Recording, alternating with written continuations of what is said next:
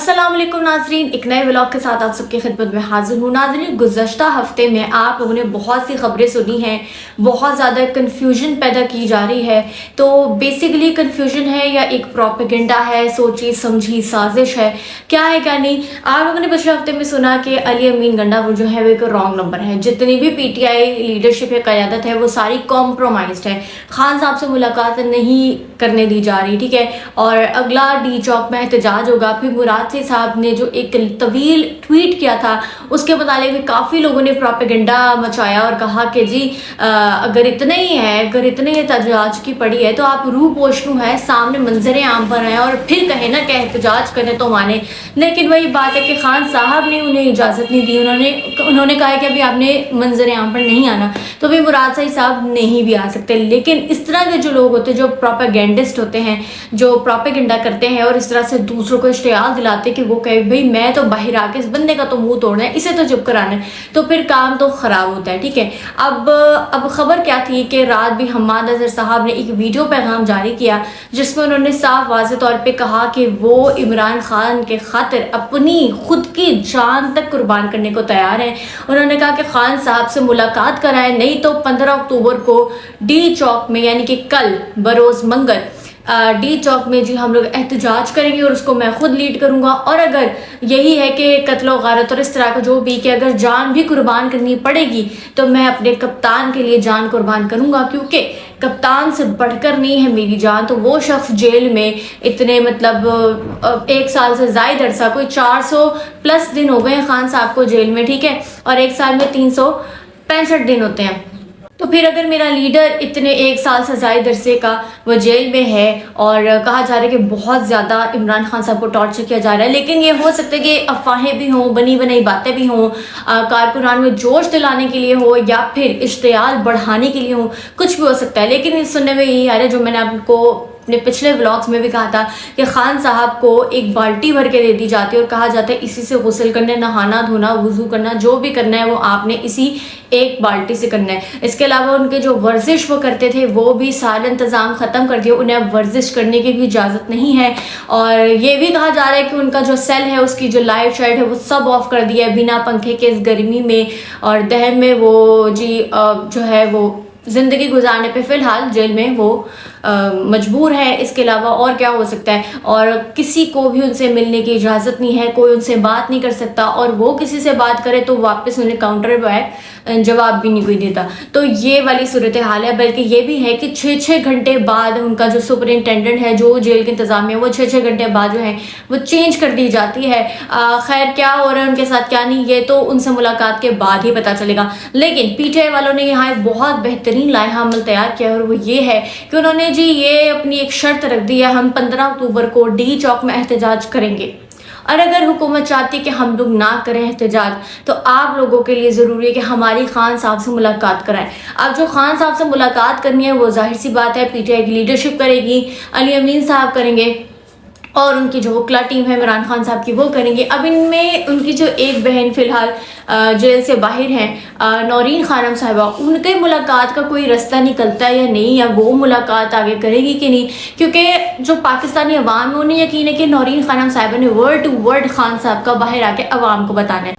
और जो बकाया क़यादत है या जितनी वकला टीम है वो हो सकता है कि खान साहब के जो बयान है उस पर रद्दोबदल कर सकती हैं। जिस तरह से उनको अहकाम जारी हों उसमें कुछ ना कुछ रद्दोबदल हो सकता है। तो पूरी आवाम को इंतज़ार है कि खान साहब से मुलाकात हो जाए, नहीं तो पूरी आवाम पुरजोश है कि भाई हमने तो अपने कप्तान से अगर मुलाकात नहीं कराई तो हम डी चौक पर जाके बरोज़ मंगल यानी कि कल 15 अक्टूबर को एहतजाज अपना रिकॉर्ड कराएंगे।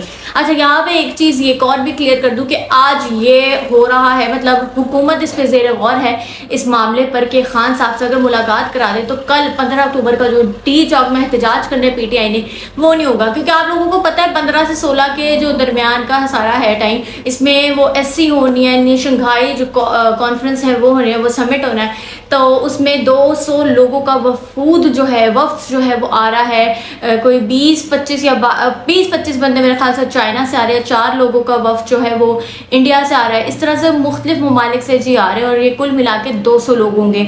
और कहा जा रहा है कि इस्लामाबाद को जी दुल्हन की तरह सजा दिया है। अभी खैर वहाँ कंटेनर्स वगैरह भी मेरे ख्याल से लगा दिए हैं, रोड सड़कें सब साफ़ सुथरी क्लीन हो गई हैं। और रात को जब लाइटिंग होगी तो लाइटिंग देखकर फिर लगता है कि भाई इस्लामाबाद तो दुल्हन की तरह सजा हुआ है। इससे पहले तो हमने कभी इस्लामाबाद को इतना खूबसूरत नहीं पाया। इसके अलावा जो रेड जोन एरिया है वहाँ तो किसी को जाने ही नहीं दे रहे हैं और कह रहे हैं कि नहीं कोई फुटेज कोई कवरेज नहीं करनी, ये बस अभी मीडिया को सबको, आज वो लोग गए थे तो उन्हें कवरेज नहीं करने दी और सबको वापस भेज दिया कि नहीं कवरेज नहीं अभी करनी, हाँ इजलास हो रहा है, समिट होनी है, ये सारा जो भी है। तो हालात तो ये हैं। अब देखना ये है कि क्या हुकूमत जो है वो PTI वालों की ये बात मानेगी, इस पर ज़ेर गौर तो वो करी। ये तो आज मैंने खबर पढ़ी है, ठीक है, ज़ेर गौर है ये बात के खान साहब से उनकी मुलाकात करा दें। फिर खान साहब से मुलाकात हो जाती है तो फिर 15 अक्टूबर यानी वो रोज़ मंगल जो कल एहतजाज इन्होंने डी चौक में रिकॉर्ड कराना है, जस्ट इन केस कि खान साहब से मुलाकात ना हो। तो अगर तो मुलाकात होगी तो फिर वो एहतजाज नहीं होगा, वो फिर 16 अक्टूबर के बाद देखा जाएगा कि वो कब करना है और एज़ पर इमरान खान के जो अहकामात होंगे उसके अकॉर्डिंग। अच्छा, यहाँ पर एक और चीज़ भी है, ये PTI लीडरशिप बड़ा ये कह रही थी कि जब इन्होंने संजानी वाला जो एक जलसा था वो करना था और इन लोगों ने रुकवाना था क्योंकि वो मुबारक सानी वाला जो केस चल रहा था अदालत में, तो उस पर जितने इस्लामिक ये सारी जमातें हैं इन्होंने इस पर एहतजाज करना था और जो भी सारा था। तो फिर खान साहब से इजाज़त ली गई, इजाज़त नहीं ली गई बल्कि उनको अहकामात आज़म सवाती साहब के थ्रू भिजवाए गए। सुबह ही सुबह अडयाला जेल के दरवाजे खुल गए, खान साहब से मुलाकात होने का हो गया बंदोबस्त। आज़म सवाती साहब ने उन्हें बताया कि ये सूरत हाल है तो हमें आज का जो जलसा है वो मौखर कर देना चाहिए। और आप सबको पता है जितने भी एहतजाजी मुजाहिरीन कारकुनान वहाँ पहुँचे हुए थे संजानी में, वो फिर जलसा नहीं हुआ और बहुत ही मतलब बैकलैश भी PTI को फेस करना पड़ा। बट असल वजह यही थी और बाद में हमें पता चला कि वो बाकी खान साहब ने ही ये जलसा जो था मौखर कराया और फिर कहा कि 8 सितंबर को आप सबने निकलना है। तो ये सारी चीज़ थी। तो इसके बाद अब ये देख लें अगला जलसा, सॉरी जलसा नहीं, अब ये एहतजाज होने जा रहा है और अब देखना है कि खान साहब से किसी की मुलाकात कराई जाएगी या नहीं, और कराई जाएगी तो किसकी और किस तरह से वो अहकामात जो है ये जो भी इमरान खान साहब अगला लाए अमल देते हैं वो क्या होगा और वो आके बाहर कैसे अवाम को ये बताएंगे कि फ़लाँ ये चीज़ कहिए और फिर PTI जो है वो क्या करने जाएगी। क्योंकि यहाँ एक और बात मैं आप सबको वाजे कर दूँ, बहुत ज़्यादा प्रोपेगेंडा चला, बहुत सारे जो कारकुनान थे और जो मुजाहिरीन एहतजाजी हैं PTI के सपोर्टर्स हैं उनमें बहुत ज़्यादा इंतशार फैला, सब ने अली मीर साहब को वो रॉन्ग नंबर कहा। लेकिन मैं यहाँ पे फिर एक बात कहूँगी कि ये सब प्रोपेगेंडा भी हो सकता है, मतलब यूं लोगों में PTI के लोगों में ऐसे इंतशार फैलाया जाए कि भाई अली अमीन ने तो आप लोगों को धोखा दे दिया, खान साहब की जो पीठ है उसमें छुरा घोंप दिया, ये सारी चीज़ें, ताकि जो अवाम है जो लोग हैं इमरान खान के सपोर्टर्स हैं उनमें इंतशार फैल जाए, वो मुतनफ़र हो जाए कि भाई हमें तो किसी पे यकीन नहीं, कोई लीडरशिप नहीं, कुछ नहीं, ठीक है। ये इस तरह का बहुत ज़्यादा प्रोपेगेंडा है और पीछे से वो जो अपनी SCO करा के ये जो कॉन्फ्रेंस होनी शंघाई की इसमें अपनी वारदात डालें, ठीक है, अपनी जो बारीक वारदात है जो आजकल लफ्ज़ चला हुआ है तो वो कर ले। तो ये भी कुछ ना कुछ इसमें भी मसला है, ये भी कुछ है चीज़, ये जो SCO इजलास हो रहा है और सारा कुछ, और इस तरह से इमरान खान साहब से मुलाकात कराने पर ज़ेर गौर है हुकूमत के इजलास में कोई मसला ना हो, मसला बरपा ना हो। तो खैर ये सारी चीज़ें हैं। तो बात फिर वहीं आ जाती है कि खान साहब से आज मुलाकात होती है किसी की PTI की लीडरशिप में से, उनकी बहन नौरीन खानम साहिबा की या नहीं, ये फैसला अभी आना बाकी है।